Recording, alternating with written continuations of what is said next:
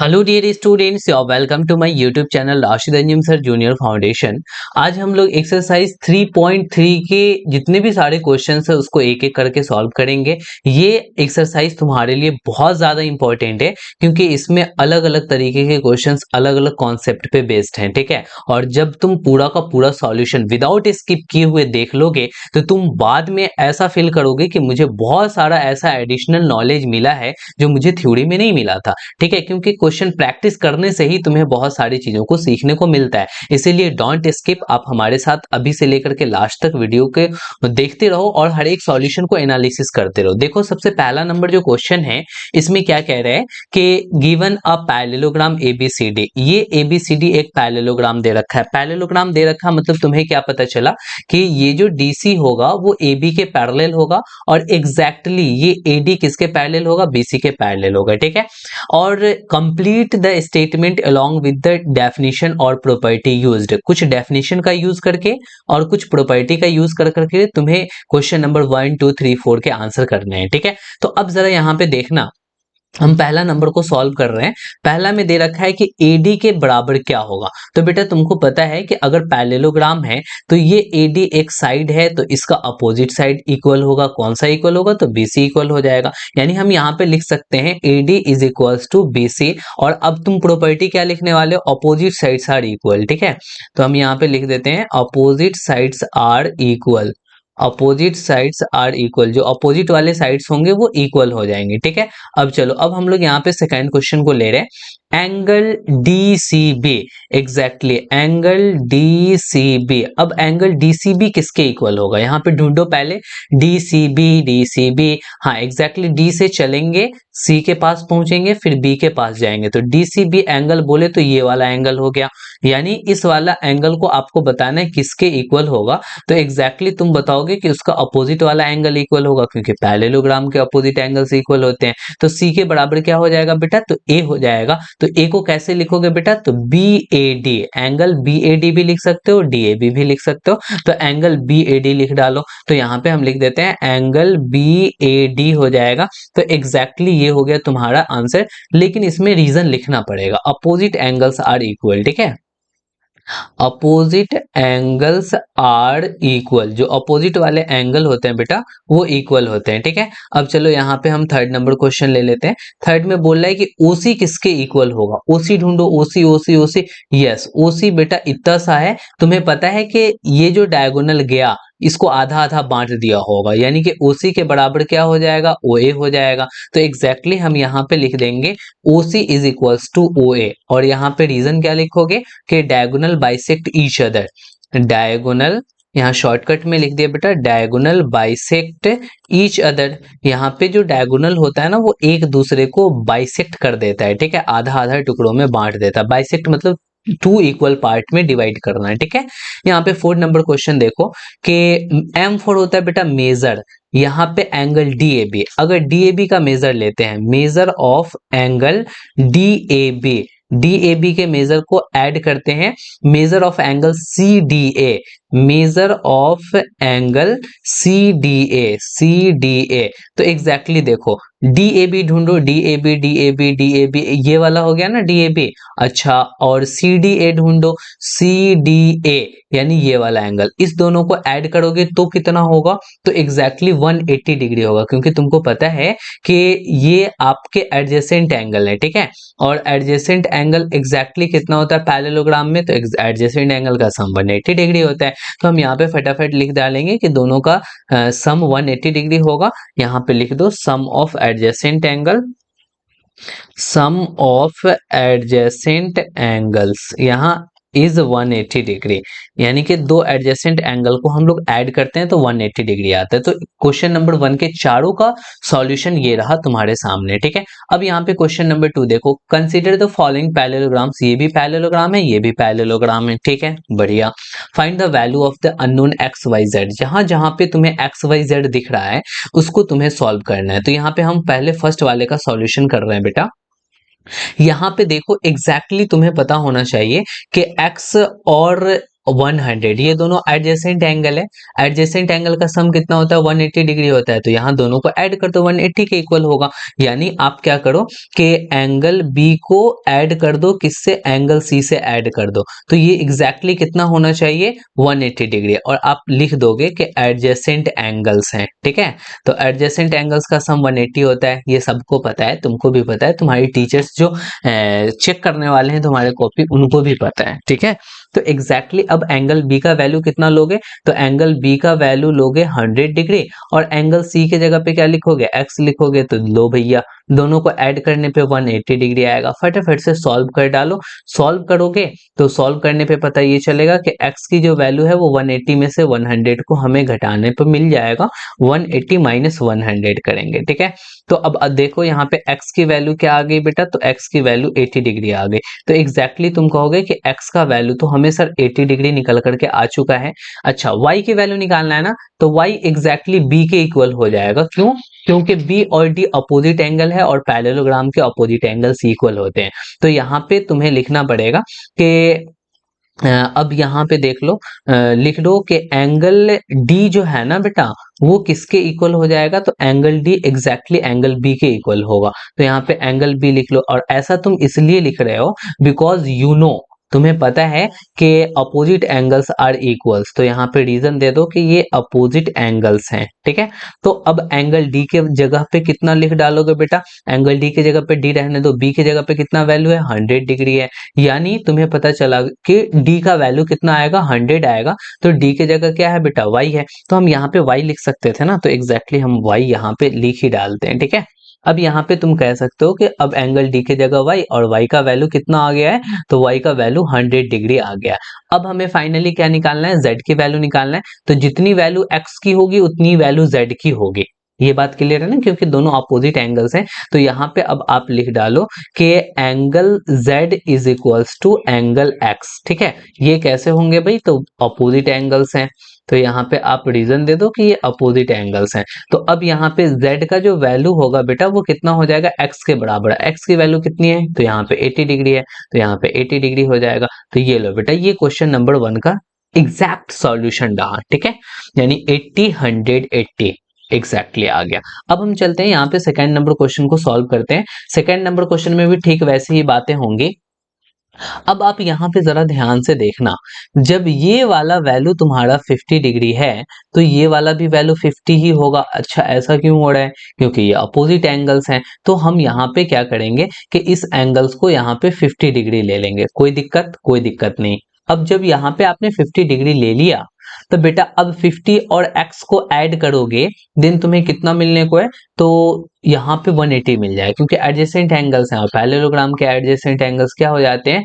तो exactly 180 degree होते हैं। तो उससे पहले हमें कुछ नेमिंग कर देना पड़ेगा इस क्वेश्चन में, क्योंकि जब तक आप नेम नहीं डालोगे तब तक आपको लिखने में बड़ी दिक्कतें आएंगी। ये हो गया ए बी, और ये सी हो गया बेटा, और इसको डी मान लो, ठीक है।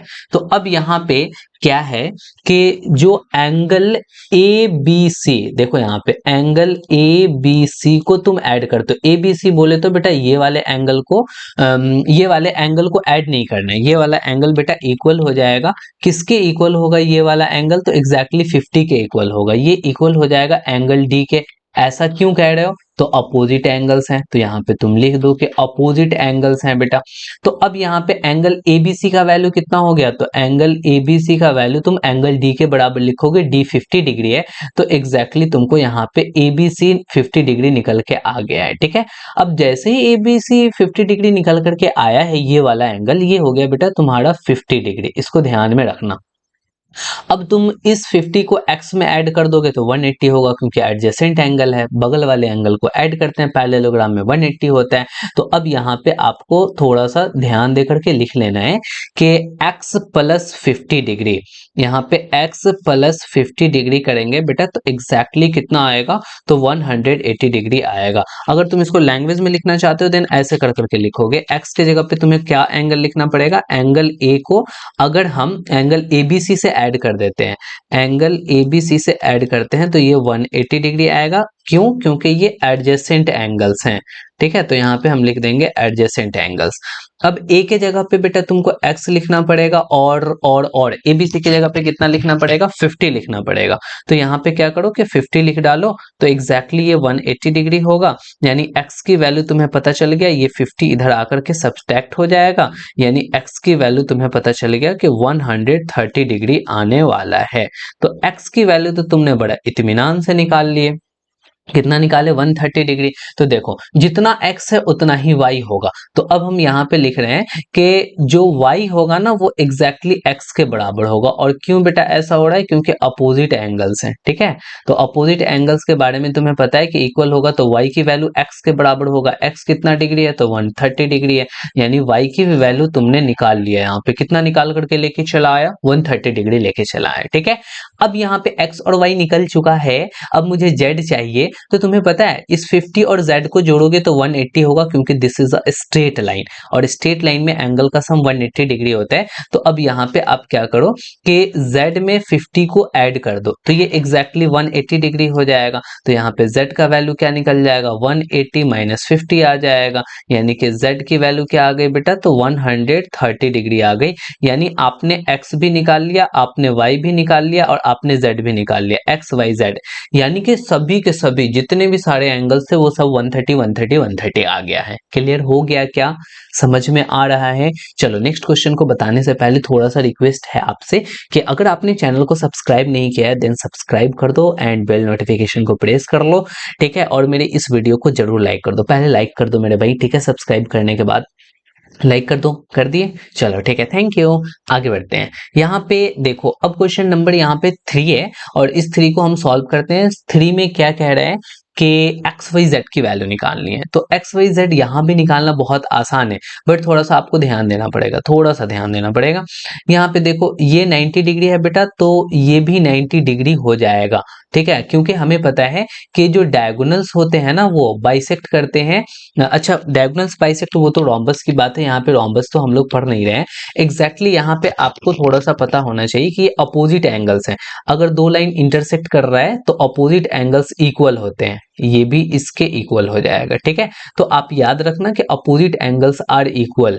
ये आप अगर लाइन इंटरसेक्ट करे तो vertically opposite angles are equal, इसको वर्टिकली अपोजिट एंगल कहते हैं। तो एग्जैक्टली ये 90 है तो एक्स भी कितना हो जाएगा बेटा? 90 डिग्री हो जाएगा। तो इन्हीं बातों को हम लिख लेंगे, पहले थोड़ी सी जो भी चीजें इसको हटा देते हैं।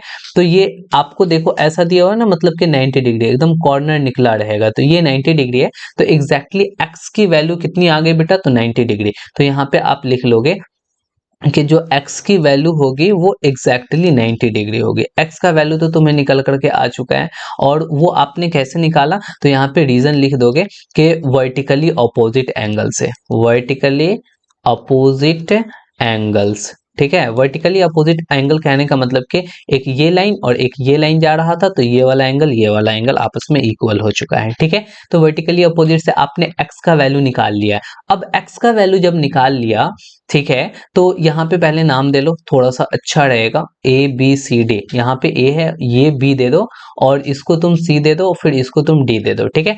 ए बी सी डी हो गया, और यहाँ पे तुम ओ दे दो। अब देखो ये एक ट्रायंगल बन रहा है, इस ट्रायंगल में तुम्हें कुछ बातें पता है। एक्स का वैल्यू 90 डिग्री निकल करके आ चुका है।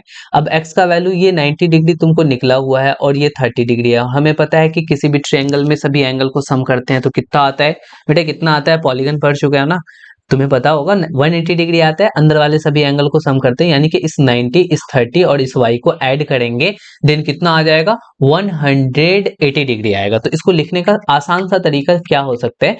ये हो सकता है कि सर x प्लस 30 डिग्री और प्लस में y डिग्री हम करेंगे, देन ये 180 डिग्री आ जाएगा। क्यों? क्योंकि sum of angles of triangle, sum of angles of triangle, ठीक है। ट्रायंगल्स के एंगल्स का हमें यहाँ पे सम दे रखा है, ठीक है। कितना होता है? 180 डिग्री होता है। तो अब यहाँ पे x की जगह क्या रख दोगे? 90 डिग्री रख दोगे। अब प्लस में ये होगा 30 डिग्री, अब प्लस में ये होगा y, कितना वैल्यू आएगा बेटा? 180 डिग्री आ जाएगा, ठीक है। आगे बढ़ते हैं तो यहाँ पे हमें y का वैल्यू निकल कर करके आएगा, ये 93 120 इधर आकर के सब्ट्रैक्ट हो जाएगा, 180 माइनस 120 कर दो, यानी कि y का वैल्यू यहाँ पे क्या निकल करके आ गया बेटा, 60 डिग्री निकल करके आया। तो आपने यहाँ पे क्या किया, x की वैल्यू 90 निकाल ली, y की वैल्यू आपने क्या निकाल ली बेटा, 60 डिग्री निकाल ली, ठीक है। तो यहाँ पे y क्या कर दोगे, तो y का वैल्यू यहाँ पे 60 डिग्री हो गया, यहाँ पे आपका ये 90 डिग्री हो गया, देखो ना यहाँ पे 90 है और 60 30 90, यानी ये टोटल मिलकर के 180 डिग्री हो जाएगा। अब हमें क्या करना है कि एग्जैक्टली यहाँ पे z की वैल्यू निकालनी है। तो z का वैल्यू कैसे निकलेगा, जरा सोचो। आपको यहाँ पे z निकालना है, तो z निकालने के लिए आप ऐसा कर सकते हो कि यहाँ पे बेटा 90 है, तो इसमें ये वाला अगर एंगल पता होता, देन तुम क्या था ना कि ये z निकाल लेते, इसमें तुमको ज्यादा दिक्कतें नहीं आती, z बड़े आसानी से निकल कर करके आ जाता। लेकिन यहाँ पे 90 है, बट ये वाला एंगल हमें पता ही नहीं है, तो जब वो वाला एंगल पता नहीं है तो हम लोग नहीं बना सकते। अच्छा, कुछ आपने यहाँ पर दिमाग लगाओ तो z निकल जाएगा, सोचो सोचो कैसे निकलेगा। ये 30 है, ये y पता है, ये x पता है, ये 90 पता है। अच्छा, डायगोनल का कॉन्सेप्ट कुछ लगा सकते हो क्या, डायगोनल का कॉन्सेप्ट एग्जैक्टली हमें यहाँ पे z की वैल्यू निकालनी है। सोचो बेटा z की वैल्यू कैसे निकलेगी, तुम भी सोचो, मैं भी सोच रहा हूँ। मुझे z की वैल्यू निकालनी है ना, कुछ दिमाग में आ रहा है तुमको।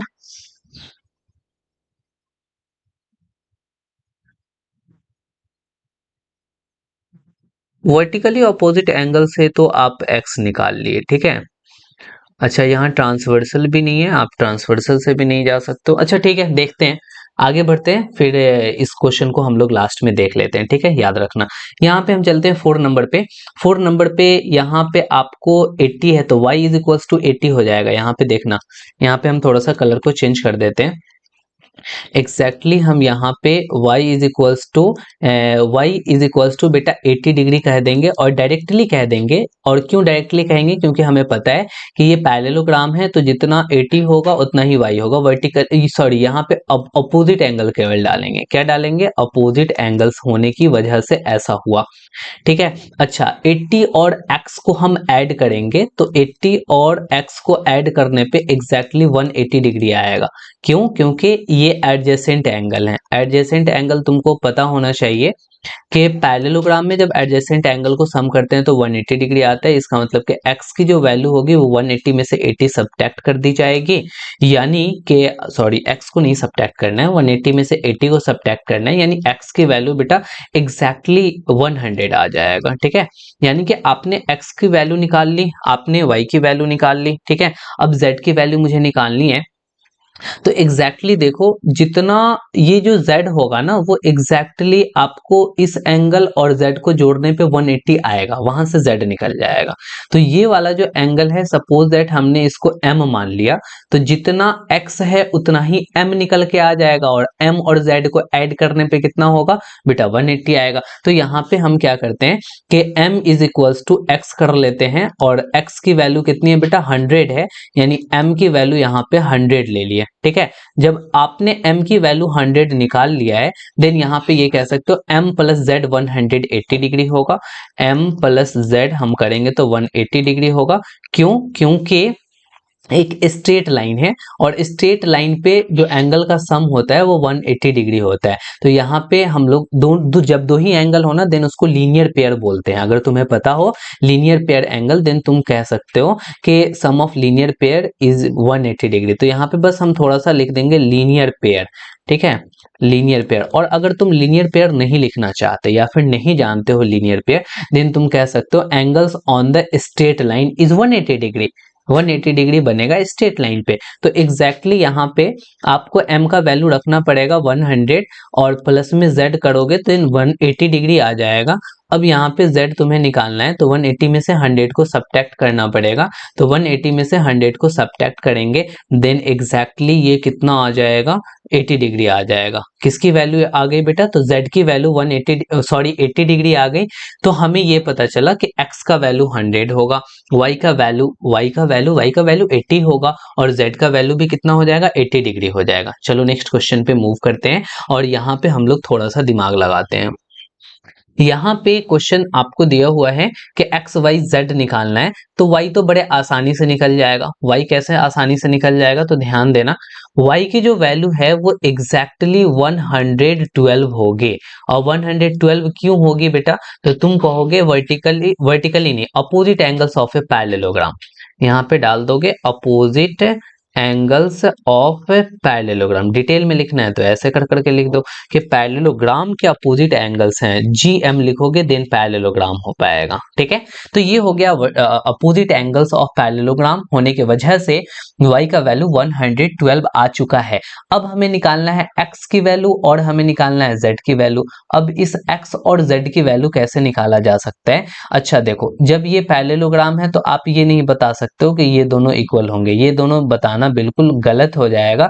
इसलिए गलत होगा क्योंकि ये जो है ना वो आपके पैरेललोग्राम थोड़े से लंबे भी हो सकते हैं, तो एग्जैक्टली लंबे होंगे देन ये इस तरीके से तो हो नहीं सकता, रोम्बस तो है नहीं, देन हम लोग नहीं कह सकते हैं कि ये दोनों आपस में इक्वल हैं। देन अब हमें x की वैल्यू निकालनी पड़ेगी और यहाँ पे बेटा 40 है और यहाँ पे x है और यहाँ पे z है, तो हमें x की वैल्यू कैसे आएगी।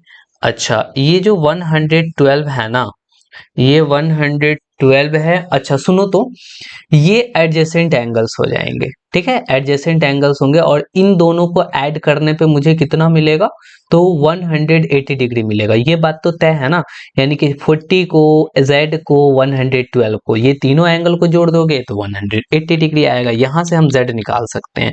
ठीक है, तो हम यहाँ पे ऐसा काम कर सकते हैं कि 40 डिग्री और प्लस में z प्लस में 112 डिग्री को ऐड करने पे 180 डिग्री आएगा, क्योंकि ये दोनों एडजेसेंट एंगल्स हैं। और यहाँ पे हम रीजन लिख देंगे कि एडजेसेंट एंगल्स। ठीक है, एडजेसेंट एंगल्स हैं।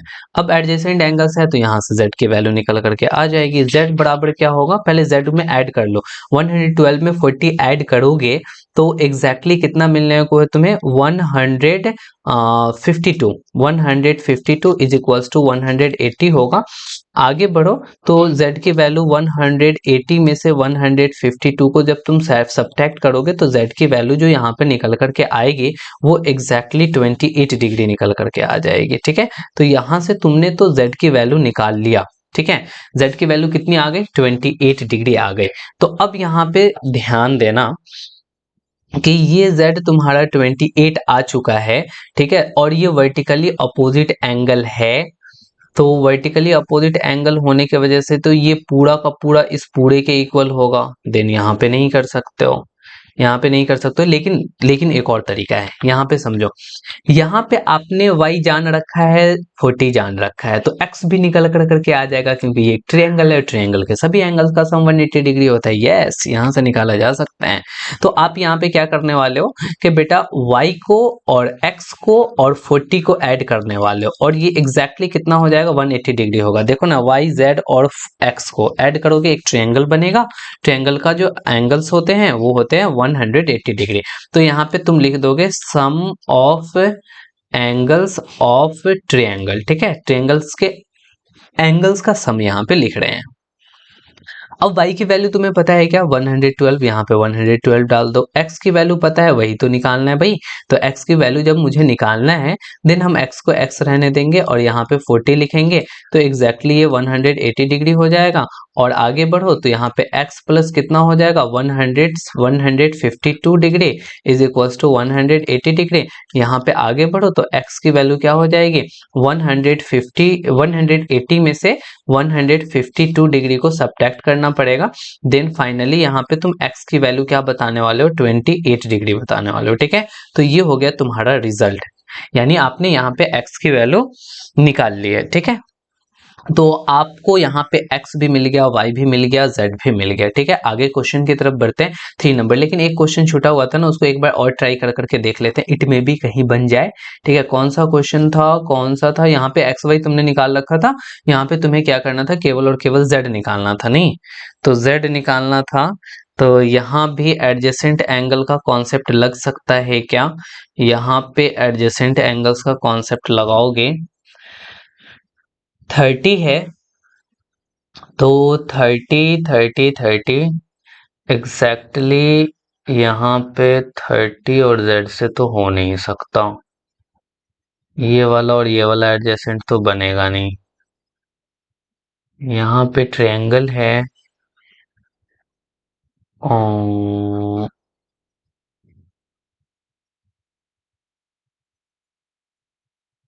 यहाँ पे देखो बेटा, अभी दिमाग में स्ट्राइक नहीं कर रहा है कि ये कैसे होगा। हम क्या करेंगे ना कि इस वीडियो के बाद में आप इस क्वेश्चन को सर्च कर लेना। ठीक है, इस क्वेश्चन को सर्च कर लेना, ये कौन सा क्वेश्चन है बेटा, तो एग्जैक्टली क्वेश्चन नंबर 2 का ये 3 नंबर क्वेश्चन है। आप सर्च करोगे एनसीईआरटी क्वेश्चन नंबर 2 और कौन सा चैप्टर है बेटा, तो यहाँ पे क्वाड्रिलेटरल वाला है, अंडरस्टैंडिंग क्वाड्रिलेटरल है। तो एक्सरसाइज आप ऐसे कर करके डालना, एनसीईआरटी एक्सरसाइज 3.3 क्वेश्चन नंबर 2 का 3rd नंबर, ऐसे कर कर करके तुम यहाँ पे यूट्यूब पे सर्च करो और देन हमारा सॉल्यूशन तुमको मिल जाएगा। ठीक है, तो वहां से तुम इसको सॉल्यूशन कर लेना, मैं इसको देख कर करके थोड़ा सा आपको नेक्स्ट वीडियो में इसका डाल दूंगा। ठीक है, चलो हम आगे बढ़ते हैं और आगे बढ़ कर करके इस क्वेश्चन नंबर 3 को सॉल्व करते हैं। होता है कभी कभी आपके दिमाग में आ रही है बातें, कभी कभी नहीं आ रही है, स्ट्राइक नहीं कर रही। हो सकता है कि आपके दिमाग में बातें आ गई होंगी और आप बना भी लिए होंगे। अगर आप बना लिए देन हमें कमेंट कर कर करके उसका सॉल्यूशन का आंसर जरूर बताना कि उसका आंसर कितना आ रहा है। ठीक है, चलो क्वेश्चन नंबर 3 पे देखते हैं। Can a quadrilateral ABCD be a parallelogram, क्या एक क्वाड्रिलेटरल ABCD एक पैरेललोग्राम हो सकता है? अगर पहला वाला यहाँ पे क्या बोल रहा है, पहले ABCD एक पैरेललोग्राम बना लो। तो हम यहाँ पे ABCD एक पैरेललोग्राम बनाते हैं, इस तरीके से एग्जैक्टली हमारा पैरेललोग्राम बन जाएगा। अब यहाँ पे पैरेललोग्राम में नेमिंग करना है ABCD, तो यहाँ पे ABCD लिख डालते हैं, ये हो गया एग्जैक्टली ABCD। अब यहाँ पे बोल रहा है कि D और B को जोड़ने पे 180 डिग्री आ रहा है, यहाँ पे एंगल D और यहाँ पे एंगल B को जोड़ने पे 180 डिग्री आ रहा है। तो हमने तो कॉन्सेप्ट पढ़ा है कि अपोजिट तो इक्वल होते हैं, बट एडजेसेंट वाले को ऐड करने पे 180 आता है, तब पैरेललोग्राम होता है। बट अपोजिट वाला तो कभी कभी हो सकता है, जैसे कि रेक्टेंगल के केस में, स्क्वायर के केस में देख लो बेटा, रेक्टेंगल और स्क्वायर के केस में देख लो, यहाँ भी 90 होता है और यहाँ भी 90 होता है। तो आपका ये एक पैरेललोग्राम हो गया, क्योंकि ये 180 आ रहा है दोनों को ऐड करने पे।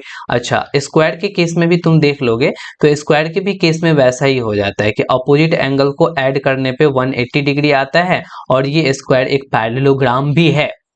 बट रोम्बस के केस में ऐसा नहीं होगा। देखो, रोम्बस के केस में, रोम्बस भी एक पैरेललोग्राम है, बट इस दोनों को ऐड करने पे यहाँ पे आपको देख लेना कि कोई जरूरी नहीं है कि इस दोनों को ऐड करने पे आपका 180 आ जाए। ठीक है, मे और मे नॉट बी, ये बढ़ भी सकता है घट भी सकता है, बट एडजेसेंट को ऐड करेंगे तो पक्के तौर पे 180 आएगा।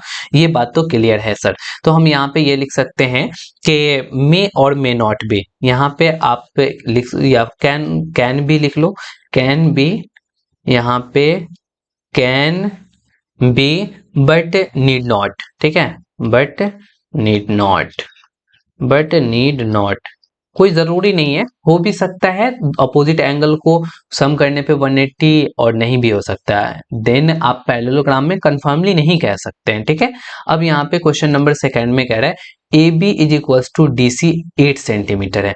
ये देखो AB और DC ये सब 8 सेंटीमीटर, 8 सेंटीमीटर यहाँ है, 8 सेंटीमीटर यहाँ है। अच्छी बात है, पैरेललोग्राम का जो अपोजिट साइड होता है वो इक्वल ही होता है। ठीक है, अब यहाँ पे ध्यान देना कि AD 4 है और BC 4.4 है, AD 4 है और BC 4.4 है, ना ना ना, यही गड़बड़ कर दिया कि ये 4.4 है तो इसको भी 4.4 होना चाहिए या दोनों को 4 होना चाहिए, तो पैरेललोग्राम तो बिल्कुल नहीं बनेगा। तो ये हमारा यहाँ पर हो जाएगा बेटा, पूरा का पूरा एग्जैक्ट बोलेंगे कि नहीं नहीं बन सकता है, तो यहाँ पे आपको लिख देना होगा नो। ठीक है, एग्जैक्टली अब यहाँ पे थर्ड नंबर में देखो, थर्ड में क्या बोल रहा है कि ए 70 डिग्री है, ये मेरा बेटा 70 डिग्री है और सी 65 डिग्री है, सी 65 डिग्री है। क्या तुमको पता नहीं है कि अपोजिट एंगल्स इक्वल होते हैं? यहाँ इक्वल दिख रहा है क्या? तो अगर ऐसा कंडीशन हो जाए देन तब भी वो पैरेललोग्राम नहीं बनेगा, देन हम यहाँ पे बोलेंगे नो। एग्जैक्टली ये हो जाएगा नो। समझ में आया कि कौन से कंडीशन में पैरेललोग्राम बन रहा है और किस कंडीशन में नहीं बन रहा है, ये बात आपके क्लियर हो चुकी है। चलो यहाँ क्वेश्चन नंबर 4 देखो कि draw a rough figure of a quadrilateral, एक क्वाड्रिलेटरल का रफ फिगर बनाना है that is not a parallelogram, जो पैरेललोग्राम नहीं होना चाहिए but has exactly two opposite angles equal, लेकिन उसके अपोजिट एंगल्स इक्वल होना चाहिए। भाई पैरेललोग्राम एक बनाना है, सॉरी क्वाड्रिलेटरल बनाना है यानी चार साइड होना चाहिए, पैरेललोग्राम नहीं होना चाहिए बट अपोजिट साइड इक्वल होना चाहिए, ठीक है। तो एग्जैक्टली अपोजिट साइड्स जो इक्वल वाली कहानी है तो वो आप काइट में कर सकते हो, काइट में कर सकते हो बेटा। तो काइट में देखो, काइट के बारे में तुम जानते हो ना, काइट में एग्जैक्टली ऐसा होता है, ऐसा हुआ, ठीक है, उसके बाद यूं इस तरीके से कर कर करके तुम काइट बना लेते हो। काइट में पता होता है कि टू एडजेसेंट साइड्स इक्वल होते हैं, ठीक है, एक पेयर इधर इक्वल हो गया और दूसरा पेयर बेटा इधर इक्वल हो गया। अब यहाँ पे देखो कि अपोजिट एंगल्स जो है two opposite angles equal measure के यहाँ पे हो जाएंगे। अब वो कौन कौन से दो पता है? ये वाला नहीं होगा, ये वाला इक्वल एंगल नहीं होगा, एग्जैक्टली ये वाला एंगल जितना होगा उतना ही ये वाला एंगल होगा, ठीक है। अगर ये एंगल 1 है और ये एंगल 2 है देन आप कह सकते हो कि angle 1 is equal to angle 2। तो ये एक ऐसा क्वाड्रिलेटरल हो गया जो पैरेललोग्राम नहीं है, अपोजिट साइड्स पैरेलल नहीं है। बेटा पैरेललोग्राम होता तो देन काइट कहते क्या? तो ये पैरेललोग्राम नहीं है बट अपोजिट एंगल्स एक इक्वल हो गया, ठीक है। यहाँ टू पेयर नहीं बोला है, केवल और केवल बोला है टू अपोजिट एंगल्स, तो एक ये हो गया और एक ये हो गया, तो टू अपोजिट एंगल्स यहाँ पे आपके इक्वल हो चुके हैं। तो एग्जैक्टली आप इसका रफ डायग्राम ऐसे बना कर करके दिखा सकते हो, ठीक है। आंसर हो जाएगा तुम्हारा काइट। 4 नंबर के बाद हम यहाँ पे 5 नंबर क्वेश्चन को देख रहे हैं। इसी बीच हम फटाफट से हमारे इस वीडियो को बेटा लाइक कर दो, ठीक है, और अपने फ्रेंड के साथ शेयर भी कर दो। The measure of two adjacent angles of parallelogram are in the ratio 3:2, ठीक है। अब देखो हम एक यहाँ पे पैरेललोग्राम ड्रॉ कर रहे हैं और इस पैरेललोग्राम के बारे में यहाँ पे बोल रहा है कि जो दो एडजेसेंट साइड्स है ना वो 3:2 में है। तो ये मान लेते हैं कि 3x होगा और ये क्या हो जाएगा बेटा 2x हो जाएगा। तो हमें यहाँ पे लिखना पड़ेगा let two adjacent angles, let two adjacent angles, let two adjacent angles of parallelogram, parallelogram बे, वो कौन कौन से हो गए? तो एक 3x हो गया और एक 2x हो गया। तो यहाँ पे लिखेंगे 3x एंड 2x। एग्जैक्टली आप डायरेक्ट रेशियो को एक्चुअल वैल्यू नहीं मान सकते हो, उसके साथ x लेकर के मानना पड़ेगा। देन 3x और 2x ये अब एक्चुअल वैल्यू हो गया। अच्छा तुम्हें पता है ना कि पैरेललोग्राम के दो एडजेसेंट एंगल को ऐड करते हैं तो 180 डिग्री आता है। तो एग्जैक्टली हम यहाँ पे क्या करेंगे कि 3x और 2x को बेटा ऐड करेंगे तो ये कितना आएगा 180 डिग्री आएगा। हम लिख देंगे यहाँ पे opposite angles, opposite angles of parallelogram, ठीक है, पैरेललोग्राम के अपोजिट एंगल्स को यहाँ पे सम कर रहे हैं। तो यहाँ पे कितना हो जाएगा 5x is equal to 180 degree और यहाँ पे x की जो वैल्यू है वो कितनी हो जाएगी बेटा 180/5 आ जाएगा। 5 से 5 3 जा 15 और 3 आ जाएगा 5 6 जा 30, यानी x की जो वैल्यू हो गई बेटा वो कितनी आ गई तो 36 आ गई। एग्जैक्टली यहाँ पे 36 आ चुका है x का वैल्यू। जब आपको 36 आ गया तो इसके एंगल्स कितने होंगे, एक 3x होंगे और एक 2x होंगे। तो यहाँ पे हम लिखेंगे कि therefore angles are, angles are, ठीक है। एक 3x होगा बेटा तो आपको 3 में x से मल्टीप्लाई कर देना है। x की वैल्यू कितनी आई 36 आई तो आप यहाँ पे देखोगे 108 डिग्री हो जाएगा। और एक 2x है तो आपको क्या करना पड़ेगा 2 में 36 से मल्टीप्लाई करना पड़ेगा हमें। तो यहाँ पे हम 36 से मल्टीप्लाई कर देते हैं तो कितना आ गया बेटा 72 डिग्री आ गया। तो दोनों एंगल निकल करके आ गया ना, उसको करने का यही द बेस्ट मेथड है। 6 नंबर में कि two adjacent angle of a parallelogram have equal major. देखो यहाँ पे एक पैरेललोग्राम बना लो, अगर नहीं समझ में आना देन तुम फटाफट से क्या करो कि पैरेललोग्राम बना लो और जो वैल्यू दिया हुआ है उसको पुट कर लो। Two adjacent angles of a parallelogram have equal measure, अगर ये x होगा तो इसके एडजेसेंट बेटा ये वाला है, ये भी x ही होगा, equal major. Find the measure of each of the angles of a parallelogram. तो तुम्हें पता है कि इस पैरेललोग्राम के दोनों एंगल को सम करने पे 180 आएगा, बिकॉज यहाँ पे दोनों एडजेसेंट एंगल्स हैं। तो लेट टू एडजेसेंट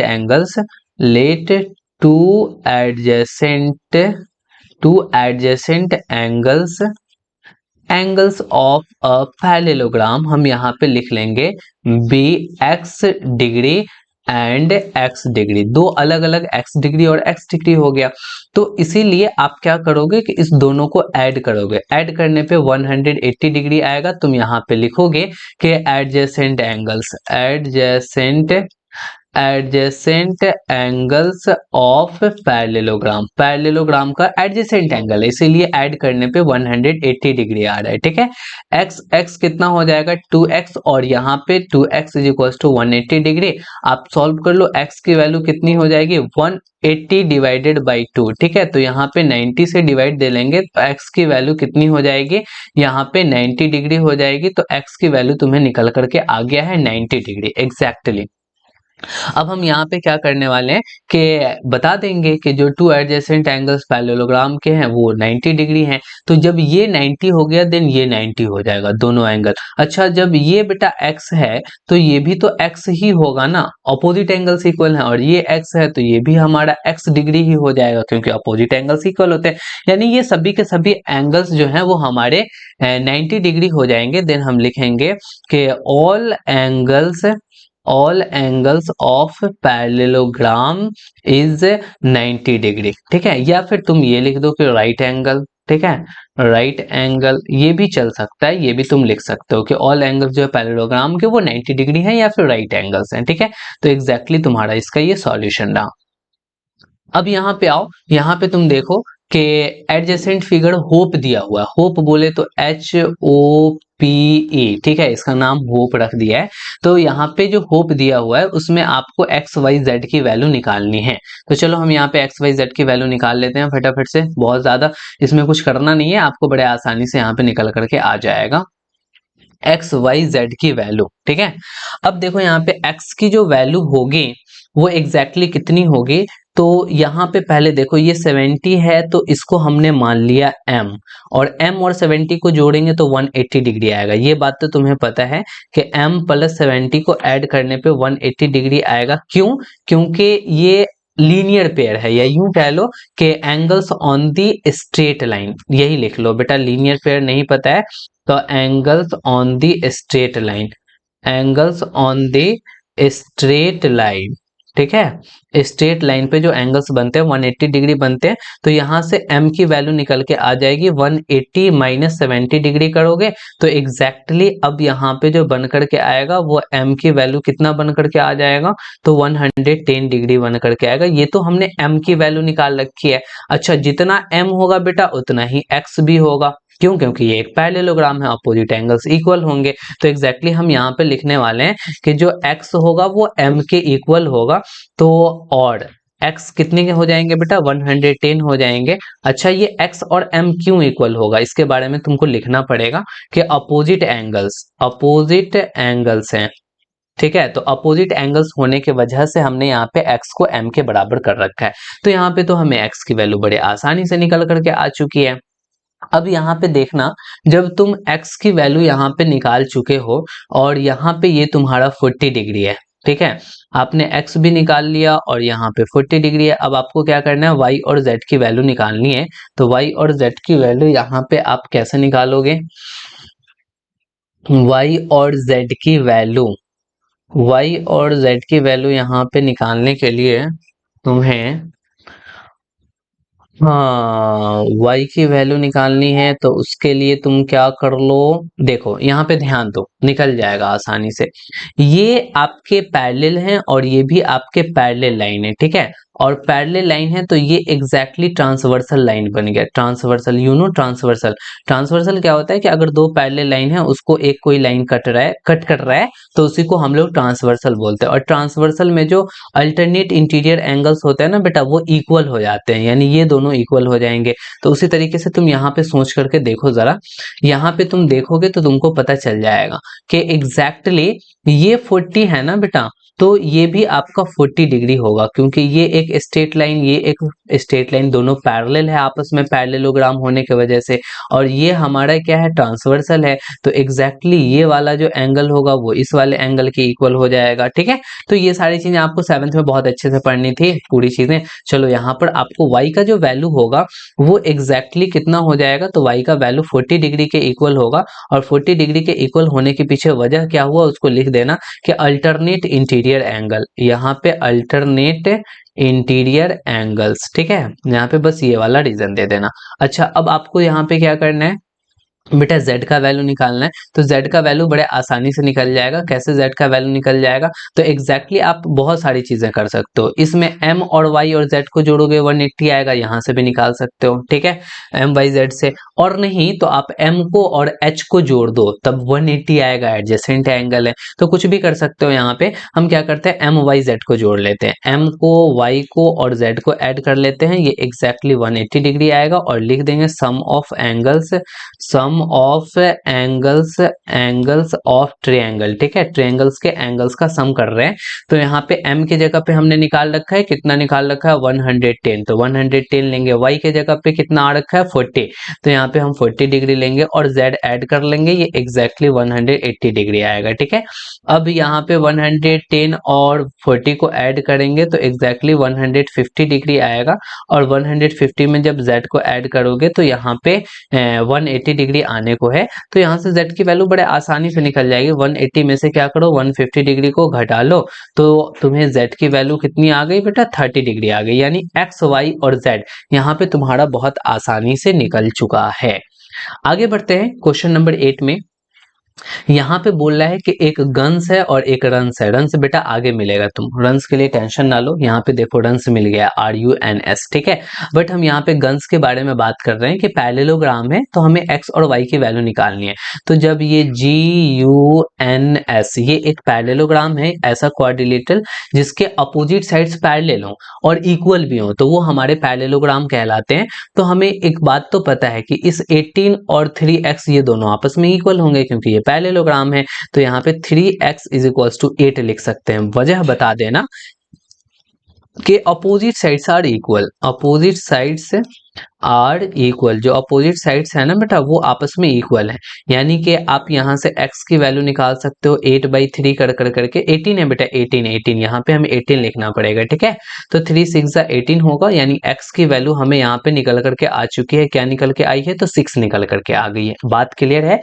उसी तरीके से यहाँ पे 3y - 1 किसके इक्वल होगा, 26 के इक्वल हो जाएगा। तो अगेन इस प्रोसेस को कर लेंगे कि 3y -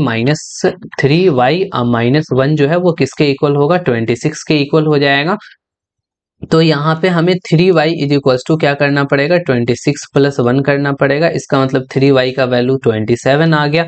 तो y का वैल्यू क्या आ जाएगा, 27/3, यानी कि 3 9 27। तो y का वैल्यू एग्जैक्टली 9 आ जाएगा। तो आपने यहाँ पे क्या किया, x और y दोनों निकाल लिया। ये आपने ऐसा क्यों लिखा, क्योंकि अपोजिट साइड्स कैसे हो जाते हैं, तो बेटा इक्वल होते हैं। तो अपोजिट साइड्स आर इक्वल, किसके अपोजिट साइड्स इक्वल होते हैं, तो पैरेललोग्राम के इक्वल होते हैं एग्जैक्टली, ठीक है। समझ में आ रहा है, अरे आसान है, कोई टेंशन वाली बात नहीं है। अब ये 8 नंबर जो क्वेश्चन है इसमें भी आपको x एंड y की वैल्यू निकालनी है, क्योंकि ये रंस है, RUNS रंस। तो इसमें हमें एक बात पता है कि जो डायगोनल्स होता है ना वो बाइसेक्ट करता है, यानी कि इधर जितना होगा उतना ही इधर होगा, और ये इधर गया है मतलब इधर जितना होगा इधर भी उतना ही होगा। तो इन दोनों बातों को यहाँ पे ध्यान में रख करके हम सॉल्व कर लेंगे। इसका मतलब ये पता चला y + 7 जो है वो 20 के इक्वल होगा। y + 7 बेटा किसके इक्वल होगा, 20 के।